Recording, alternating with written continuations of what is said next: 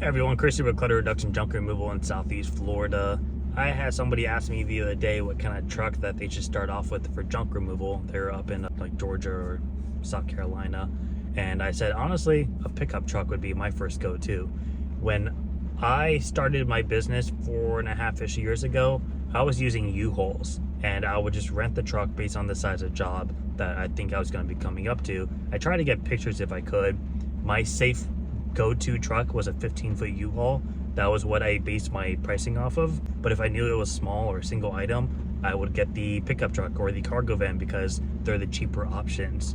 And at the end of the day, you can get a lot of stuff in a pickup truck, and it's a little bit more versatile to use. It's better in tight areas if you live in a downtown area with tight alleyways, or you have to back up really weird windy driveways or tight roads. It makes you a little bit lighter in weight, so you don't have to worry about pushing that DOT threshold.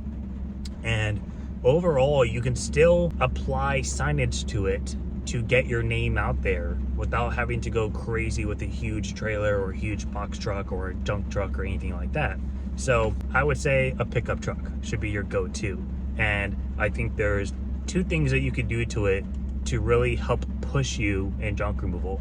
Number one would be to build sides on the truck bed. So getting some posts to put in these slots and then building some horizontal slides on there to give you that extra volume, because that's going to help you make more money on each job and give you the ability to handle a larger capacity of junk. In addition, I would get some kind of signage. Either get a magnet that you can put on both doors of your truck, or try to get a vinyl sign from using marketing or a mesh banner, some kind of signage that you can attach to the wood sides to kind of help amplify the fact that you do junk removal and make it so it blends in with your truck. If you have a red truck, this is just me, I would either do black or I would paint the sides red so it all blends in. Same thing if you have a black truck or a white truck. I would just match it. It's all paint. I would want to paint the side woods anyways, just to help protect them over time from building up moisture or mildew or warping or getting any kind of sun damage. And on the inside, attach some D-rings or something that you can use to run some straps across to hold down the items that you're bringing. Bonus points if you can find a way to get some kind of roll-on tarp on there that's breathable, so you don't have to worry about the wind smacking it back 20 cars away from you. And just simply by putting sides on your bed, you open up a truck bed by 2.5 times. So I drew a little picture. Don't judge my truck drawing, but this is what I'm kind of referring to. So you put sides on the bed to match the cab height. If you want to go a little taller, you can. And then get some kind of signage that says junk removal with your phone number. Super simple. But when it comes to pricing, I personally would do this in 3 ways. Charge a minimum pickup. That's like if you're just going out to pick up a few trash bags, or you're going to pick up a literal just single small item, maybe like a small little breakfast table or something. And then I would charge a half a load. I don't think you need to do 1/4 and 3/4 on a pickup truck, because the space just isn't going to make sense. You're looking at like a 1 cubic yard difference on these. So I would do a minimum pickup, half a truck, and then a full truck. So as an example, if you had a 6.5 foot bed, which is the standard kind of longer bed, or I think it's a standard bed. Short bed is 5.5 foot, that's what I have. A 6.5 foot bed is your standard, and then your long bed is like 8 feet. So a 6.5 foot bed, that's typically pretty much 4 feet wide, give or take. And then let's say you were to attach 2 foot sides to it, you're looking at probably about 4 feet in height. That's gonna give you 104 cubic feet. If you divide that into cubic yards, you're looking at about 4 yards rounded up, because you're probably gonna have a couple things poking up the top. So if the average junk removal price is about $50 per yard nationwide, you can go ahead and assume you could probably charge about $200 to fill up your truck bed. And your half a load, I wouldn't do just flat out 100, I would make it like 125. It's that slow progression that we have in junk removal that everybody does. And then I would make your minimum pickup 75 to 100. Now that's just what I would do in my area. If you live in an area where your price is a little bit cheaper, a little bit more expensive, adjust it to where it makes sense. But keep in mind, you're only running with 4 yards. You're not gonna have a big trailer. You don't need to be matching anyone else's prices. Just try to be competitive. And then the only other things I would charge, since you're not gonna be taking any massive loads, is a debris surcharge, because when you go to the dump, it's gonna cost you more money to get rid of it. a bagging fee. You're not going to have a dump trailer with a perfect little wrap here, which means you're going to have stuff flying around, and if you just throw a bunch of crap in there, you're going to have to sit there and pick out every single one by hand or scoop it out with your foot or something. So I would bag everything up for self-containment and to make your life a little easier when you have to load and offload. So I would charge a bagging fee, whether you want to do every 5 bags, every 10 bags, every 1 bag, whatever you want to do. And then I would still charge extra time if you have to go up or down stairs, or if you have a long walk. All that normal stuff still applies. And me personally, depending on how far away the job was to the dump or to the donations or to my house, if I had to do more than 2 truckloads, I would just go out and get a rental truck and base the size on the size of the job. So if I knew, okay, I could probably get about 2 loads done with just my truck, and that'll be it, I'll just use the truck. But if I think, okay, this is gonna be a 20-yard job, that's gonna be 5 trips in my truck, that's a lot of back and forth, that's a lot of time, that's a lot of fuel, I might just wanna go out and get a 15-foot U-Haul or a 10-foot U-Haul. I would start with the 15 because 10 feet don't have ramps, which doesn't sound like a big deal, but that way you don't have to hand lift everything into the truck like a dump trailer. So just my preference.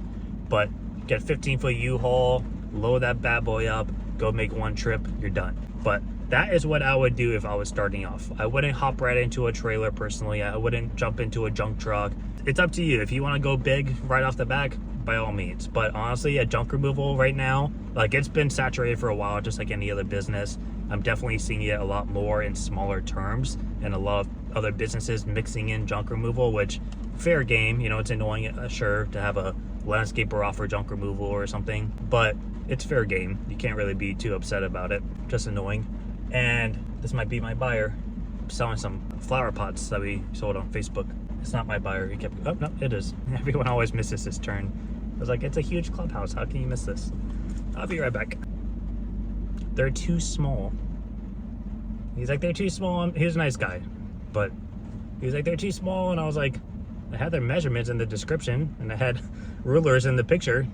He's like, I know, but they look bigger. And I'm like, but there was measurements in the description, and there was a ruler in the picture with the pot. They're small pots, but they're really nice. These people, man. Anyways, back to junk removal. So that's kind of what I would do to start off with. I would start with something small because it's cheaper to get into and it's more versatile. If you go get a pickup truck, if you don't already have one, you decide to do junk removal, and then maybe in a couple months you decide, hey, this kind of sucks. I don't want to do this. You can make great money, but at the same time, you can absolutely not make great money. And it's not the easiest of work. You put yourself in tricky situations health-wise and or dangerous situations when you're dealing with certain items, and it's a huge liability, and people often don't know how to move stuff, and that's where serious damage comes in, and that's not cheap to handle. It kind of blows my mind sometimes, the type of people I meet, and I'm like, you have no history of anything, and you're just out here going into multi-million-dollar homes, moving these massive pieces, just sliding it down the stairs. I don't know. I mean, yes, an angel looking over you if you feel like you haven't had damage yet. I don't get it. Magical. But I digress. If you decide you don't like it, you can use that pickup truck for so many other things. You could do landscaping, you can do pressure washing, you could do moving, you could do small deliveries. You can use it to haul pots and plants for landscaping companies to assist them on their jobs. There's a lot you can do with a pickup truck. And if you have to go out and buy one, go get a used one. I went new because I've had a bad track record with old cars, and I didn't want to have to deal with that for business. And the business pays for it, so whatever. But go get a 2015 truck that's like 10 grand less than what the current ones are running for, that universally are gonna have too many problems on them. And if they do, it's an easier fix. It might be a little pricey, but it's an easier fix versus going out getting a brand new truck that, like, yeah, it's not gonna have any problems right away, but the cost of payment per a month, if you're financing it, is probably going to outweigh any repairs you would do over a span of a year. At the moment, that is what I would recommend, and I would do that pricing structure. Minimum, half, full, figure out your pricing, go off of the cubic yardage. Common knowledge, but I think a lot of people just overlook it because they just see the next big thing, and this may not be something you want to push for. I would start off with that, build it up. If you decide you like it and you can pull in some money, you can reinvest, get a trailer next. Whether you want to do utility or dump, up to you. and then run with that for a while. And when you realize, okay, we're pulling in some good money, then decide to go into a junk truck if you want to. But that's a hefty investment, so make sure you like this before you join into it, or that's even profitable or doable for you. There's a lot that goes into it the bigger you get, and it gets a lot more tricky, so you just got to be careful. But that's it. So I just want to put out a little quick tangent. So with junk removal, there's always a lot of hype about make $500 a day, make $1,000 a day, because it's really good for getting views. It's people see in their like a side hustle, I can make $1,000 a day, hauling away crap people don't want anymore. Who wouldn't want to do this, right? There's a lot more to it than that. And truthfully, and I'm not just speaking from my own experience, but just everything you around you. I've met so many people through YouTube. I've met people at expos. I've met people at other events. There's other channels on YouTube where they go in and do like deep dives on their business and why isn't it going well. And they all say the same thing. You know, I started off doing pressure washing, and then I saw a YouTube video that said make $1,000 a day with a pickup truck. And I thought, well, that's pretty easy. Why not? I already have a truck. And I'm dead serious. That's a common thing that people push for. I've even done some videos like that before because they build traction. And it's true, it could happen, but that's not the reality for most people. Quite often, and I think this is a more realistic standpoint, unless you've been in business for a long time, or you run some heavy Google ads, or you just have a hell of a population and you're just killing it, most people, realistically, you probably have one of those days once in a while, but for the most part, you're probably pulling in a couple of hundred a day. A lot of times you're probably gonna have a couple of days of no calls, no jobs, nothing, and you have to like kind of start figuring yourself out. I think that's a more realistic standpoint for like 95% of the businesses out there. I don't think everyone is going out making $500,000 a day right off the back, unless, like I said, you're doing some great marketing, or you've been in business for a while and you have a great foundation with everything that you do. So not discouraging anybody, but just keep in mind that, you know, everyone always talks about, you know, go into this profession, make this much money, it's easy. And everyone's like, that sounds like a really easy job. Let me try it. And then you realize that it's not. It's common. I've met people that, like, they sound like they're on the borderline of breaking down in tears when they're talking about, like, you know what, there was such high promise when I got into this industry, and I've done so much and this and that. And in reality, it just, none of it's happening. You know, is it me or is it my economy? What is it? And it's probably a mixture of everything. But it's also just not the everyday norm for everybody. So something to keep in mind. That's why I think everyone should start with a pickup truck or a rental truck and just do the bare essentials for marketing. Start for free. Facebook, Nextdoor. You know, you can put out yard signs. You can get yard signs on Using Marketing. You can get 100 of them for like $283 or something like that.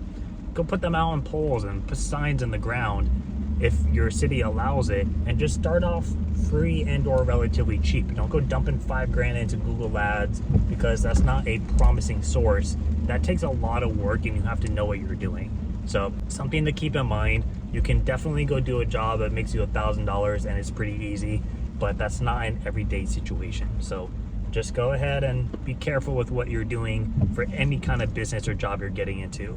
I know a kid that lives like an hour away from me, and he met me through YouTube and reached out to me, and he started doing window washing and pressure cleaning, and then he does some landscaping on the side. And he was like, yeah, I kept hearing about pressure washing, like, you know, make $300 an hour, pressure washing driveways, you go buy something cheap and then you upgrade it. It all sounded really easy. It's not like there's a lot of skill to pressure washing other than knowing what to spray and what not to spray with different pressure points. I feel like that's common for everyone if you've ever pressure washed your own house before. But he got into it thinking he was gonna make $300 an hour. That was all that was in his head. It was $300 an hour. And he was like, at my current job, I make like I think it was like $22 or something an hour. He worked for some call center or something. And he was like, I work 40 hours a week, and 40 hours a week, this is how much he brings in. If I did $300 an hour and tack in drive time, even if I do $1,200 a day, like, I could be killing it. I could retire in a few years. And I was like, is that what you really thought? And he was like, yeah, man, like, I see it everywhere. And I was like, that was stupid to believe that. Could it happen? Absolutely. Is it likely to happen? There's reasons why there's salesmen that make millions of dollars a year, and then there's salesmen that make 30 grand a year. There's a reason why there's realtors that make, through commissions, $1, $2, $3 million a year in their area from a brokerage. And then there's some that make 20 grand if they're lucky, and they have to do a side job to make up for their income. Every industry is going to have breadwinners, and it's going to have normal people. And I think that's common for everything.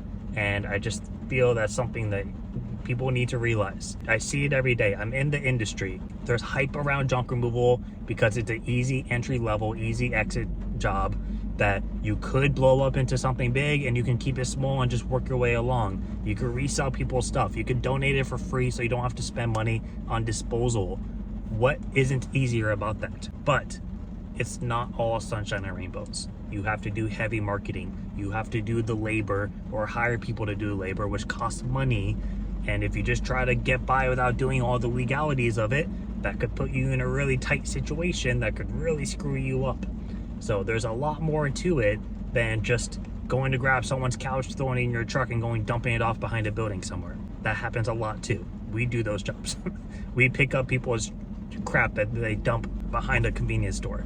Happens every day. So just be prepared. Look into it a bit more. Go on Reddit and ask the question. Say, hey, I'm looking again. Reddit will give you some truthful answers. Go on Reddit, type in, hey, I'm looking to do junk removal in this area. Anyone have any feedback about it?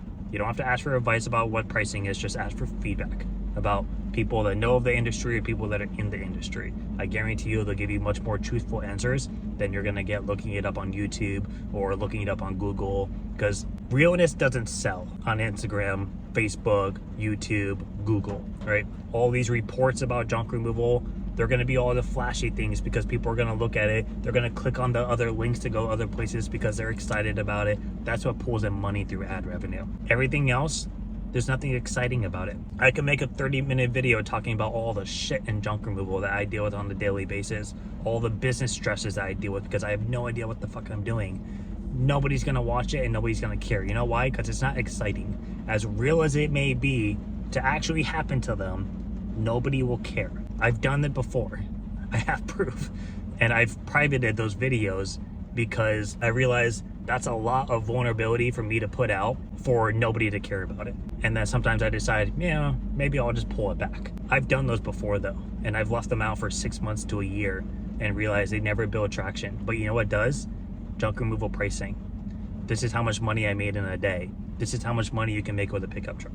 Those build the most traction because that's what people want to see. So I just thought I'd share that little rant really quick. I know it took up the same amount of time as a video. If you stayed through this, cool. If not, you wouldn't even have seen this and you don't even know.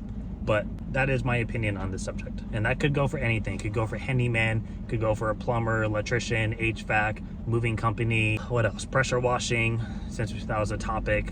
There's a lot that goes into it. So food for thought.